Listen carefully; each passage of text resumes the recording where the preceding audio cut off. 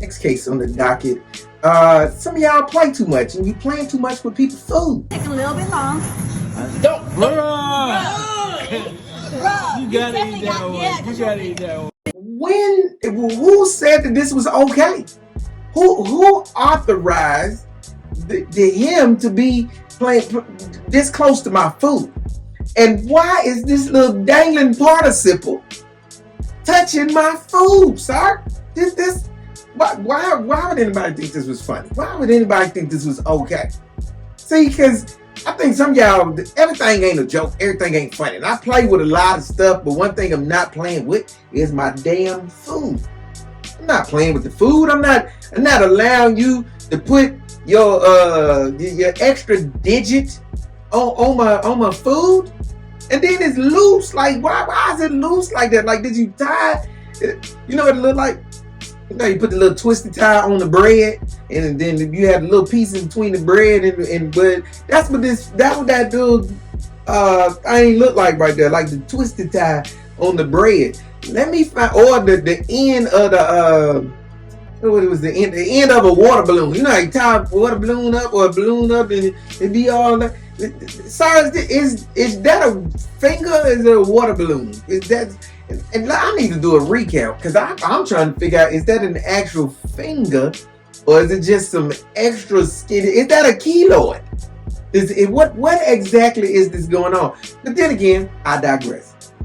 I don't even think it really matters what it is. I think it matters at why is it on my damn food?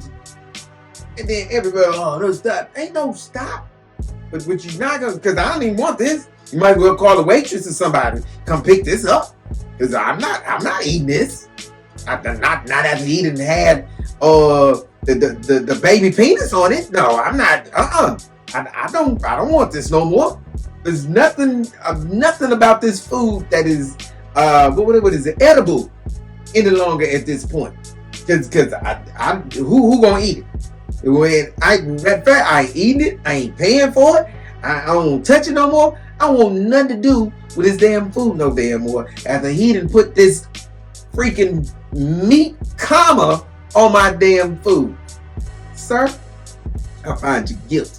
I find you guilty of inappropriate food touching. I find you guilty of being derelict with your digits. Next case on the docket. A new piece of physical therapy equipment has just hit the market. Let us see the evidence in this case. If your fingers hurt, try this out. This is a finger knuckle massage we used to do before Tai Chi class. And a lot of students with arthritis and general joint pain reported relief.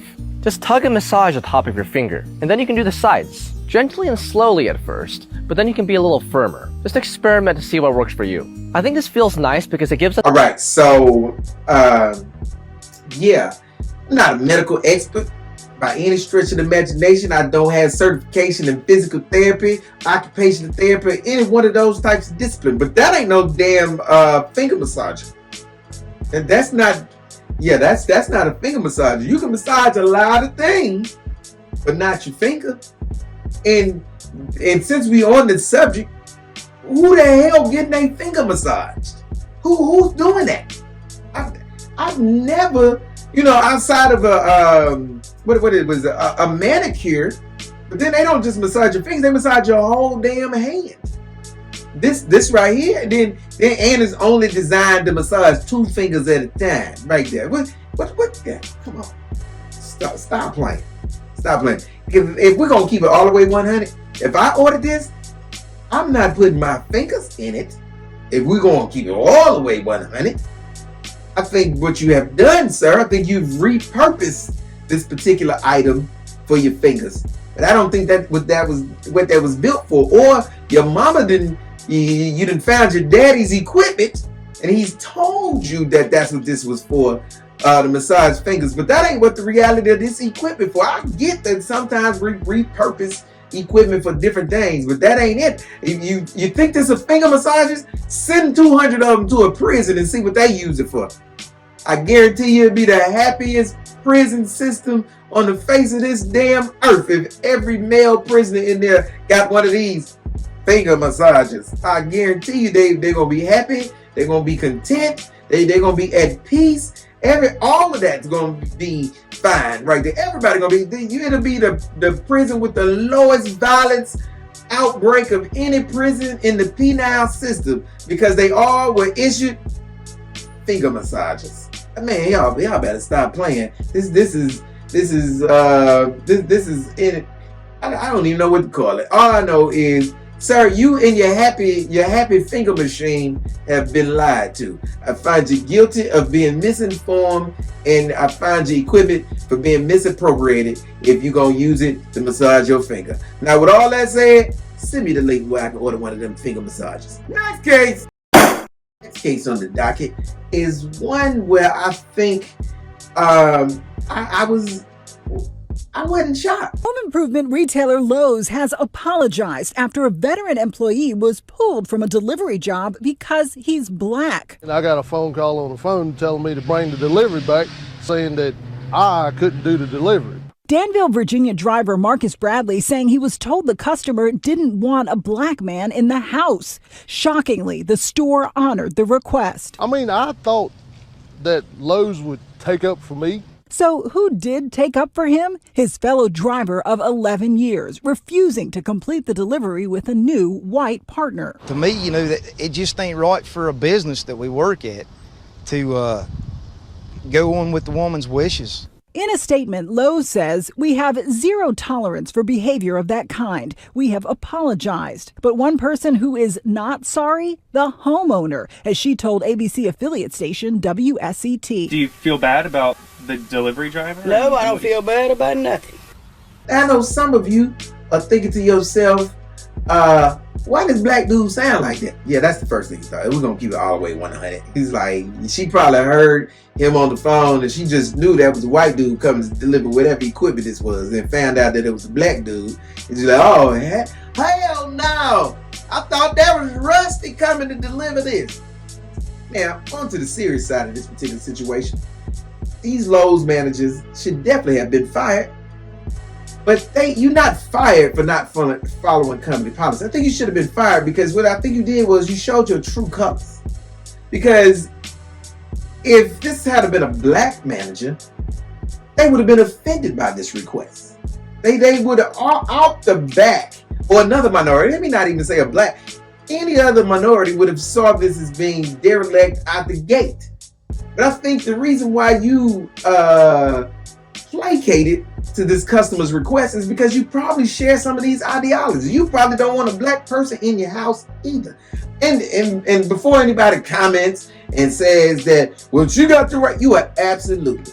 This customer has the right to not allow anybody, for whatever reason that you want, not to be allowed in your house. You would 100% have that right, and I stand behind your right to make that request. But guess what you're not gonna do? If can't no black people come in your house, then can't no Lowe's equipment come in your house that we got to deliver. If can't nobody black come in your house, then can't nobody come in. No black person, no white person, no Asian person, no Mexicans. None of these people can deliver to your house. If you gonna buy from Lowe's and you got specifications of what race can deliver to your house, then you need to bring your goofy ass down here to Lowe's and pick up your own stuff. Because if he can't deliver, can't nobody deliver. Next case on the docket is a prime example of why men are marginalized. You are not his father. I'm sorry. Oh, just Ron, get her. Yeah, calm down, babe. It's okay. We're all here. We're all here. I'm here with you. Hold on, let me get this right. So she been lying about who the child's father was all this time. She been lying. This man ain't lying, and clearly he want to know he there in court. And she get caught in the lie, and the first thing y'all do is run and console her. Man, y'all tripping. This man is crying. Look at these real tears. This man is hurt. He has been destroyed.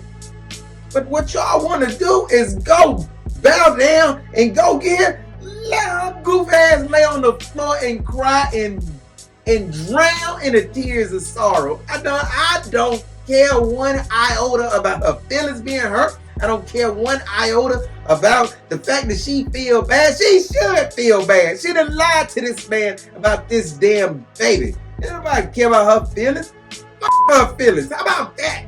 I said what I said. Yeah, this man up here hurt, been devastated, loved his child and bonded with his child and everything over a damn lie. You out here damn setting that thing out, that thing for the streets. And you out here, and this man is devastated and destroyed, and y'all out here hugging her. Where his hug at?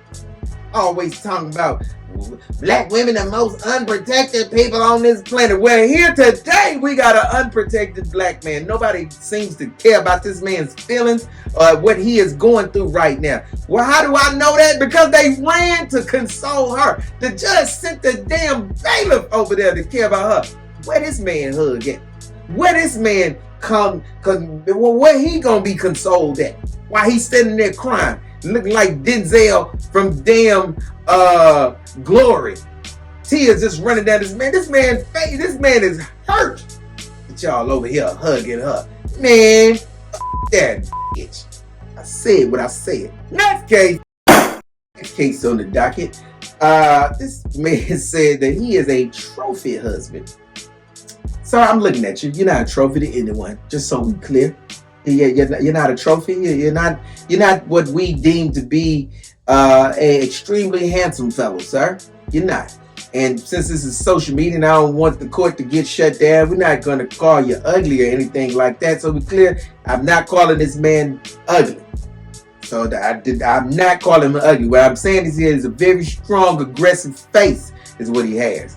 And because he has a strong, aggressive face. He has the type of face that'll step on your shoes at the club. That is what you have. So you're not a trophy to anyone right here. And these three young ladies that you allegedly are a trophy husband to, because I'm assuming that they're sister wives, since they say these are all your wives, whatever they sister wives, you're not a trophy husband at all.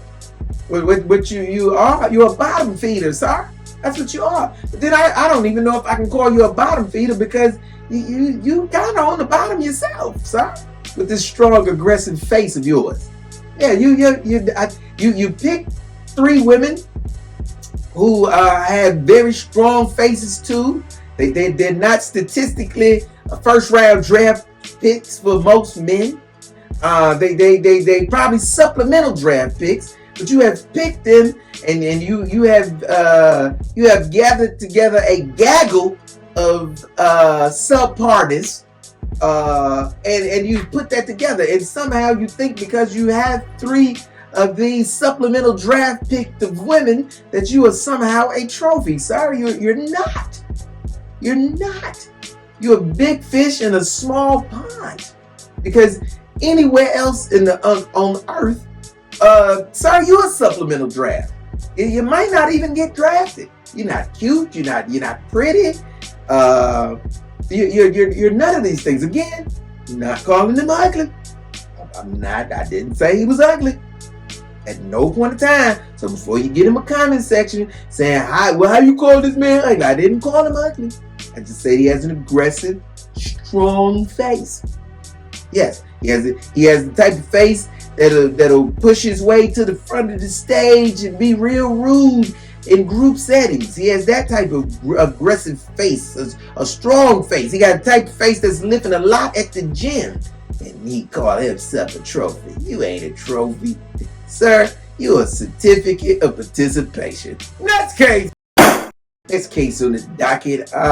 Florida passed a law called the WOPAC, and Governor Santu Peters, you know the dude I'm talking about. He signed a law and the bill into law which states that no one could give instruction in classrooms in the state of Florida that makes someone feel personally responsible for past racist acts. So to put that in layman's terms, they passed a law to where if you talk about slavery or the annihilation of the American Indian, and you somehow make a white student feel responsible for that, then you are in violation of this law and you could be charged. Man, y'all tripping in Florida. And my beef, let me tell you, I'm not even mad at them for passing this law. Let me tell you why I'm not mad at them for passing this law. It's because there are way too many minorities who live in Florida to allow something like this to be passed. So that lets me know y'all sleep at the wheel. So while y'all down in Miami turning up for spring break, while y'all at FAMU's homecoming, while y'all at Disney World doing it big, this is the type of stuff that's happening right up under your very eyes.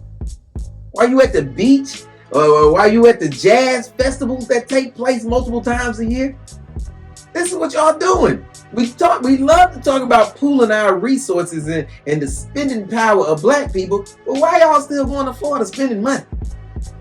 This is what they don't even want these people to talk about your history in Florida. But y'all going down there turning up. Y'all spending hella money in Florida.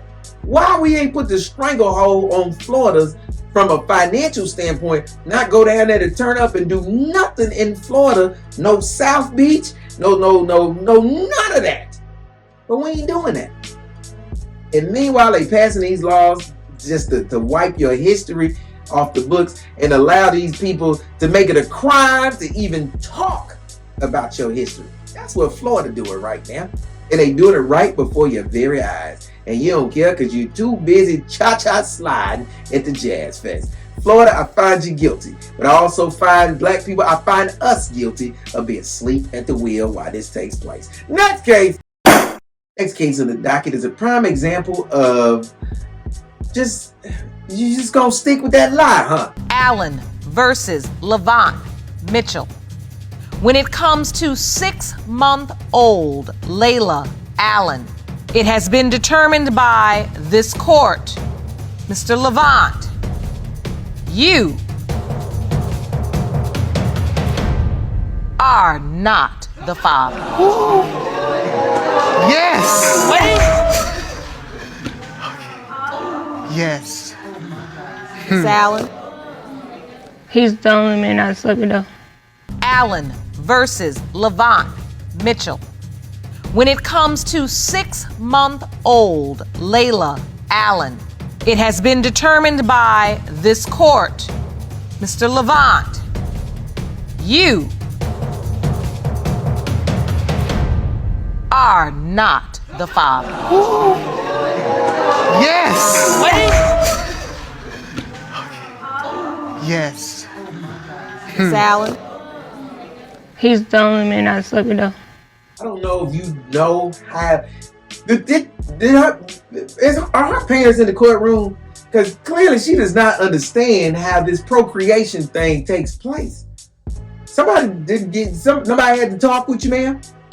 No, nobody had to talk with you? They did. You know how this works. You just lied. And you gonna hold on to the DNA don't lie. The DNA don't lie. You might not, because the experience with whoever this other person was may not necessarily have been the greatest experience. So you might not feel like you had an intimate relationship with someone else. You may not feel like the moment counts. You may not feel like it matters. You may not even have felt it. But the reality is, somebody put slot A into slot B who wasn't this dude. Somebody went down through the valley of deep at some point in time besides this dude. So, ma'am, stop telling this lie that you didn't sleep with nobody else. You did. Unless your baby daddy is God. Ma'am, are you saying you gave birth to the new Jesus? Jesus say he coming back. Are you saying he came back through you, ma'am? Because that's the only way you didn't sleep with nobody else and you got pregnant and had a baby. Are you saying you the mother of the new Messiah, ma'am? Because again, that's the only way that this can be true. Because you slept with somebody. Or maybe you misunderstood the question of sleeping. You thinking, well, we wouldn't sleep. We was woke when this happened. Maybe that's what it. Well, man. So the question ain't did you sleep with anybody? Was did you fornicate with anybody else besides this gentleman? Not even did you. Who else did you fornicate with besides this gentleman, man? Because this ain't the baby daddy. He not the pappy. Somebody else is the pappy. Now you might have slept with this dude, true enough, but he didn't shoot up the club. And if he did shoot up the club, clearly he ain't hit nobody, because that ain't his damn child. So, ma'am, what I want you to do is make a phone call to whoever you need to make a phone call with and get your real baby daddy in here. Because him, right there, on the other side of the courtroom, that ain't your baby daddy. Ma'am, I find you guilty in line. I find you guilty of trying to pull the wool over the court's eyes. I also find you guilty of putting the baby on the wrong dude. Next case. This case on the docket, I find to be a miscarriage of parenting. Hennessy. Thank Hennessy. you. Hennessy. Hennessy. No, we all don't get Hennessy. Daddy just get Hennessy. Oh. Okay? Hennessy. Daddy just get Hennessy. Hennessy. Mommy Yeah, too. yeah. Not Mommy me get and you Sadie. Yeah, no, not you and Sadie. Thank I you. drink it. Cheers. Cheers. Cheers. Cheers. Yum. Ooh, that hand bite. Ooh, yummy. Ooh, that's some good hen tea. Yummy. So let's cover this real quick. You having a tea party, and in the midst of this tea party, your daughter is pouring Hennessy for everybody. So clearly you drink Hennessy in front of your daughter on a regular basis. And not only do you pour Hennessy in front of your daughter on a regular basis, you showed us in the video that you love you some Hennessy. And ain't nothing wrong with that. You're an adult, sir. You get to drink whatever you want to drink. But I think you're a horrible father for what you are doing to this daughter. And the reason why I think you're a horrible father is because what you are doing, you've created an environment to where drinking alcohol is a fun thing, and it is becomes almost mandatory. It almost becomes something fun to do for this child. Because that's why she thought it was okay to pour Hennessy for everybody, because daddy loves Hennessy. So we should all love Hennessy. And for her to think that everybody at the table gets Hennessy, that shows me that clearly she doesn't understand what liquor is. You've made an adult pastime be something that is fun for this child already at such a young age. So what you've done is you've set her up almost to guaranteedly drink, because you as a father have made this fun time. Ooh, look at the Hennessy. Oh, the Hennessy. Oh, that's some good Hennessy. Sir, no. You couldn't just have tea? It's a tea party. Why couldn't you just drink tea, sir? Because that's what it is. Why couldn't it just be what it was?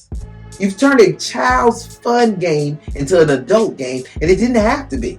See, that is part of being a parent, is protecting your child. Another part of being a parent is letting a child be a child. Letting a child stay in a child's place. But that ain't what you did. You brought your daughter to the damn bootlegger house. That's what you did. Now your daughter feels like a damn bootlegger. We parents, you got to do better. And then you wonder why your child is already getting drunk or trying to sneak liquor in the middle school. Because you didn't told her whole life that this is what she's supposed to do. This is what she had to look forward to. So when another child, damn parent is sleeping at the wheel and they got liquor at the school getting towed up, you did this. And you be the first one in his kid. Why? Where you get this from? I learned it from watching you, okay? I learned it from watching you. Sir, I find you guilty. I find you guilty of inappropriate behavior, and I find you guilty of cutting this child's childhood extremely short. Next case on the docket, former CEO of BET, Beverly, she wrote a book. And this is the part of the book that everybody's been talking about. I wanted to tell that story because the power dynamics are so important in a relationship, and especially if you're having a relationship with someone you work for. Right. And we all know the potential pitfalls. I worked for Bob Johnson for 10 years before we had a personal romantic relationship, and he was a mentor, and he pushed me, and he's responsible for a lot of my success. We did have a relationship while we were both married. We ended up both divorced, and then people knew about the relationship. The company knew, public, we started going places together. The downfall of a relationship like that is if you want to get out of it. And that's the part where it came, and I wanted to break up. I saw it wasn't a long-term relationship, and my job and my career was held over my head. And it was like, well, if you want to break up with me, then you can leave tomorrow. Yeah, I think you are trying to play the victim here. And I know some people are going to watch this and say, no, she's just talking about the power construct, that if you do that. No. This has a strong element of playing the victim. Because listen what she said. She admits that he played an intricate role in her career. She admits that he was her mentor. She admits to having willingly entered into this relationship. And entered into this relationship while she was married and while he was married. So she knew she was wrong and this was an inappropriate relationship. Out the gate, she knew this. But what did she get out of this relationship? She got a career. She got to be the CEO of the first Black network. And after she was divorced and after he was divorced, they continued this relationship. So at no point in time did she ever think there was anything wrong with this relationship at the time. You know when this relationship got to be bad? Is when she got everything she needed and wanted out of the relationship, and he wanted to end it. She wanted to end it, and he say, no, you can't leave me. Now let me pause this here and say Bob is 100% wrong. If this woman didn't want to be with him anymore, she should have been allowed to leave. It's her body, her choice on that. 100%. But you start playing a game that had ramifications to it. And part of the ramifications is that this dude might not want the relationship to end when you want it to end. And if he does not want the relationship to end when you want it to end, but he's in a position of power, there is a high possibility that he might use this power against you in said relationship. You played a dangerous game, man, with high levels of loss possible in this gamble. You gambled big and you won big, but now you got to leave some of them chips on the table. And it sounds like you don't want to leave some of them chips on the table. So this is your way of throwing back out there what Bob Johnson did to you, and the fact that he held it over your head. Well, that's what happens. That's what happens. It's in the book, 48 Laws of Power. When you negotiate and you're not in a position of power, then you stand to lose more than the person who's in a position of power stands to lose in said relationship. That's what he held over your head. You were a CEO, man. You need to go read this chapter on the 48 Laws of Power. You don't, because now you know. And you still left, and what did you leave with? You still left with everything you entered in a relationship to get, didn't you, man? You still were a CEO. You still left with all the power. You're still rich. Where did you lose at, man? I don't think you lost. I find you guilty of trying to make us believe that somehow you're a victim in this particular situation. I don't believe you are. And I know some people are going to disagree with the court's ruling. I really don't care. I really don't give a damn. Shout out to Bobby Brown. Next case.